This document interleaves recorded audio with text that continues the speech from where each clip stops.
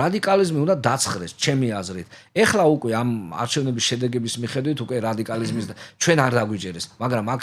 კიდევ ერთი ხაზი მინდა გავუსვა ერთ რაღაცას, თუ შეიძლება რომ აი წეგარო თქვი რომ მადლობა რომ თქვენმა ტელევიზიამ მომიწვია. ესე იგი მინდა გითხრათ რომ ძალიან დიდ როლს ამ სიძულვილის დათესვაში თამაშობს მედია პარტაი აი ზუსტად ესე იგი როგორც ისკრა რო ქონდა ლენინს ისკრა შექმნა ეს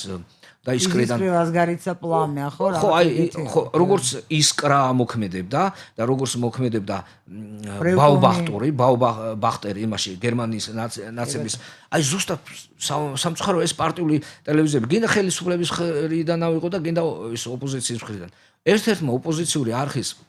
საინფორმაციო ხელმძღვანელმა მითხრა რომ ურეკავდი და თუ დემოკრატია რატო ჩვენ არ გვაძლევთ ხმას რატო ჩვენსას არ აშუქებთ მაგალითად აი თქვენსას მუდმივად დადებითად უარყოფითად აშუქებთ ხელისუფლებისას და ჩვენ საერთოდ თითქოს არა ვართ შუაში გაკრეფის ეს შუის გაკრეფის პოლიტიკა რო ხონდა და რა მიპასუხე იცით მეო ჩვენებსო ხმის წამრთმევებსო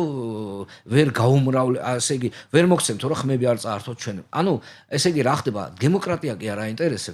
აინტერესებთ ობიექტურად ქართულმა ხალხმა ქართულ ხალხს უნდა ქონდეს საშუალება რომ ყველას მოусმენთ რა თქმა უნდა გამოიტანოს დასკვნას ანუ მინდა გითხრათ რომ ეს პარტიული ტელევიზიები ანგრევენ ჩვენს ქვეყანას როგორც ეს ორი პოლუსი როგორც ეს ოცნებისა და ხოდაშეს მედიამ ძალიან დიდი როლი შეასრულა აი ამ პარტიულმა მედიამ საზოგადოების დაყოფაში იმაში რომ აი მიდის უკვე ადამიანებს მე შევამჩნიე ბატონ გაიოზ რომ აი ადამიანებს განსაკუთრებით ახალგაზრდებს გამოცდილება არ აქვს ის უფრო ქვევრის პრინციპით მოქმედებს ხო რასაც ჩასძახებ იმას ამოგძახებს